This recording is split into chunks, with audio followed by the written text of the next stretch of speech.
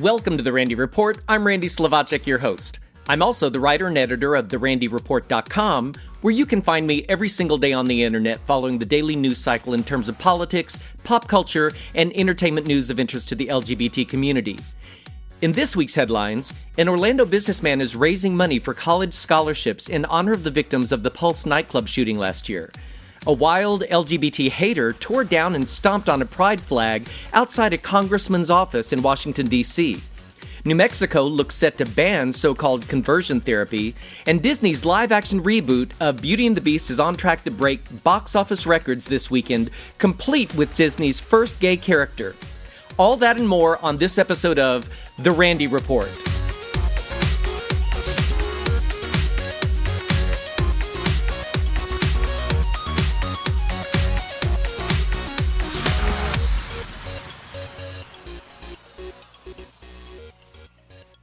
First up this week, excellent news from Orlando businessman Barry Miller, who's working with the LGBT Community Center of Central Florida and the Central Florida Foundation to raise money for college scholarships for gay students.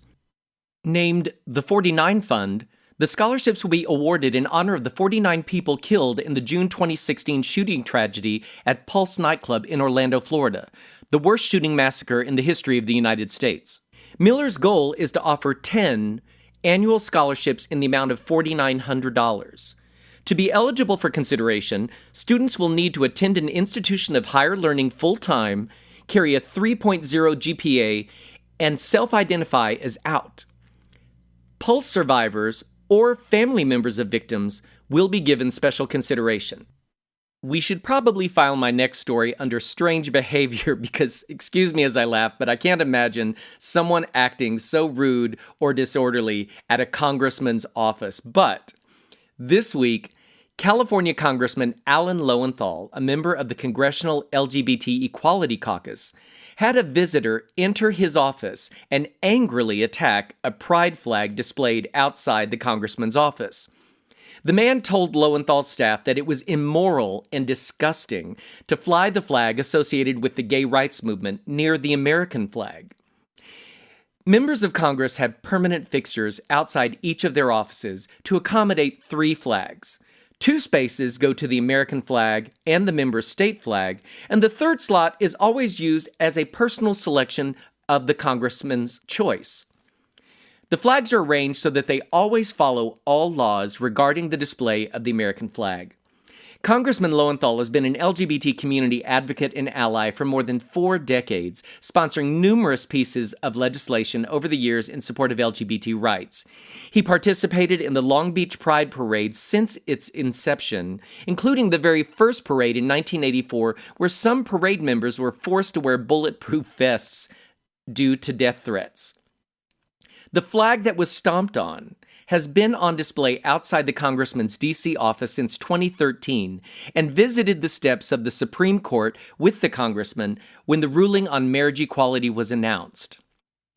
Congressman Lowenthal issued this statement on his Facebook page. Yesterday, an individual barged into my office in Washington and made a disparaging remark about the fact that I fly the pride flag outside my office. He then went back out into the hallway outside my office, removed the flag from its holder, threw it to the ground, and stomped on it. He told my staff that the flag was disgusting, immoral, and goes against everything that's right. The pride flag is more than just a symbol of pride for the LGBT community. It stands for love, understanding, and unity. As vice chair of the Congressional LGBT Equality Caucus, I have flown this particular pride flag since 2013 in solidarity with the LGBT community. I've committed to fly it proudly until LGBT people have all of the same rights I have, and until our laws protect LGBT people from discrimination and violence. Sadly, the violent and disturbing behavior of this individual yesterday demonstrated that we aren't there yet. His actions yesterday, intended to intimidate and demean, only make me and those that love freedom and justice want to fight that much harder. We simply must pass the Equality Act now. The Equality Act would amend the Civil Rights Act of 1964 to include protections that ban discrimination on the basis of sexual orientation and gender identity. And that, folks, is how you turn a hateful action into a moment of positive messaging. Thank you, Congressman Lowenthal. Next up, New Mexico appears set to become the 7th state in the U.S. to pass legislation that bans healthcare workers from trying to change the sexual orientation or gender identity of minors through so-called conversion therapy. After clearing the Senate last month, the bill, SB 121, passed through the House this week by a vote of 44 to 23 and will now head to the governor's desk. New Mexico would be the 8th jurisdiction in the nation, including the District of Columbia, to protect youth under the age of 18 from the harmful and discredited practice of conversion therapy by state-licensed mental health professionals. There are currently 19 other state legislatures considering similar legislation. Jody Winteroff, the Human Rights Campaign's Senior Vice President of Policy and Political Affairs, issued this statement: "Conversion therapy is dangerous and inhumane, and the Human Rights Campaign is very pleased to see New Mexico's lawmakers stand up for the vulnerable children who could be subjected to this completely discredited practice. This action sends a clear message to LGBTQ youth in New Mexico. You do not need fixing. We hope the governor signs this bill into law as soon as possible." Currently, New Jersey, California, Oregon, Illinois, New York, and Vermont have all passed similar legislation. In related news, Nevada Democrats have filed Senate Bill 201, which would also ban licensed medical professionals from practicing this therapy. On the flip side, however, the Arkansas House of Representatives has advanced HB 1986, an anti-transgender bill, to their Senate. The bill looks to legalize discrimination against transgender Arkansans by making it criminal for trans folks to use the facilities that correspond to their gender identity. It would impose a criminal record on a transgender person who makes use of a locker room or similar facility that's consistent with their gender identity, even if they haven't done anything wrong. Again, the Human Rights Campaign stepped up and issued a statement regarding the legislation, which read in part, "Simply put, HB 1986 targets transgender Arkansans just because of who they are." HRC Arkansas opposes any bill that singles out LGBTQ Arkansans for discrimination, and laudably, Governor Asa Hutchinson also opposes unnecessary anti-transgender legislation. Millions of Americans live in cities and states with affirmative non-discrimination protections that ensure transgender people are able to access places of public accommodation, including theaters, grocery stores, coffee shops, and gas stations, and those protections date back decades in many places. Arkansas should learn from the mistake North Carolina made with its disastrous HB 2 law and reject this discriminatory measure. Sadly, in related news, Texas also has its own anti-transgender legislation. Senate Bill 6 recently passed in the state Senate and is now moving on to the House. That legislation would similarly block bathroom use in public schools and government buildings on the basis of biological sex, prohibiting most transgender people from using bathrooms that align with their gender identity.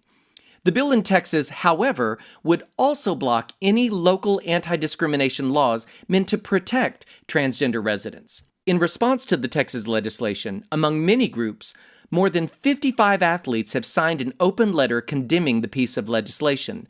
The list includes out athletes Robbie Rogers, Gus Kenworthy, Greg Louganis, Brian Anderson, and Aiden Dowling. The letter reads, "Texas can choose to uphold the values of sport by rejecting SB 6 and other anti-LGBT bills and the negative impact they would have. These bills are answers in search of a problem that doesn't exist. SB 6 isolates, excludes, and others the transgender community and exacerbates many of the issues transgender Texans already face. The only solution that embodies the spirit of sport is to expand equality by embracing diversity. That diversity is inclusive of the LGBT community and is why we hope you will do the right thing and reject these discriminatory bills." House Speaker Joe Straus has indicated he has issues with the bill and may not bring it to the floor of the House for a full vote. Stay tuned. In entertainment news, openly gay director Bill Condon of Dreamgirls and Gods and Monsters fame looks to have a lot to celebrate this weekend as his latest movie, the live-action reboot of Disney's Beauty and the Beast, is primed to be a box office bonanza. The film grossed $63.8 million on Friday for a projected record-breaking weekend north of $170 million. This positions the film to be one of the top 10 openings of all time and the biggest opening ever for a PG title. Not only is the story and musical much beloved, but Condon recently outed the character of LeFou in an interview, promising Disney's first ever gay moment. Critics are generally finding a lot to love about the film, and how can we not support a film with an out director, a feminist star, and a history-making same-sex couple? Be their guest, folks, and get to a multiplex this weekend. In celebrity news, former Teen Wolf and Arrow star Colton Haynes had an eventful weekend last week as he announced that he and boyfriend Jeff Leatham got engaged. Haynes posted a photo on his Instagram account featuring the couple kissing in front of a massive fireworks display with the caption, "I said yes." Haynes confirmed the rumors of his romance with Leatham just last month. Leatham is a celebrity floral designer whose clients include Kris Jenner and Sofia Vergara. Apparently Cher, who's known Leatham for years, had a part in the very special moment with a pre-recorded "I Got You Babe" lead-in to the big proposal.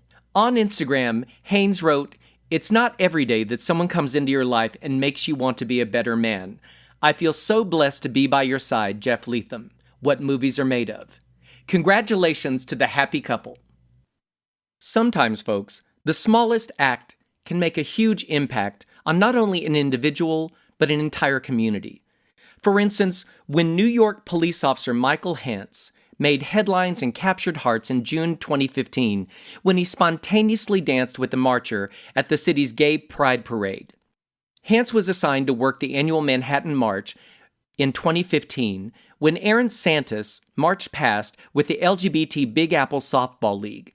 As Michael Jackson's "Don't Stop Till You Get Enough" blasted in the crowd, Santos started dancing in front of Officer Hance, who turned and started twerking as the gay marcher began grinding behind him. Photos of the Terpsichorean moment captured hearts across the country. At the time, the NYPD expressed their own pride in Hance's impromptu performance.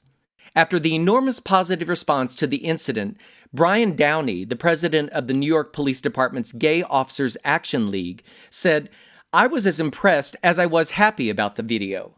He isn't a member of GOAL or the LGBT community, but we were elated to see the video. It represented the true spirit of the police family." Hance's family was also unsurprised that the beloved cop managed to connect with parade goers. Said his brother at the time, "That's just who he is. He was definitely a people person. He has like 8 million friends." The 17-year veteran of the NYPD worked the Bucket Brigade in the aftermath of the terror attack on the World Trade Center. Sadly this week, Officer Hance died of 9/11-related cancer. He was 44. Hance worked out of the 111th Precinct in Bayside, Queens, and was diagnosed with brain cancer in November after he fell in front of his home and complained of being dizzy. He fought the disease, and the cancer spread to his lungs, liver, and chest. Speaking at his funeral today, Reverend Patrick Woods said, "Thousands upon thousands of compassionate and kind deeds are done by police officers every single day, and they go unnoticed." Gratefully, we have that video which shows the police officers of New York showing respect for all people. That's why we call you New York's finest. Rest in peace, Officer Michael Hance. And that brings me to the end of this episode of The Randy Report. If you like the Randy Report podcast, I'd like to invite you to hit the subscribe button in iTunes, and that way every time I upload a new episode of the podcast, it'll be sent straight to you for your listening pleasure. Also, remember you can find me every single day on the internet at therandyreport.com, where I follow the daily news cycle in terms of politics, pop culture, and entertainment news of interest to the LGBT community. Thanks for listening, folks. See you next time.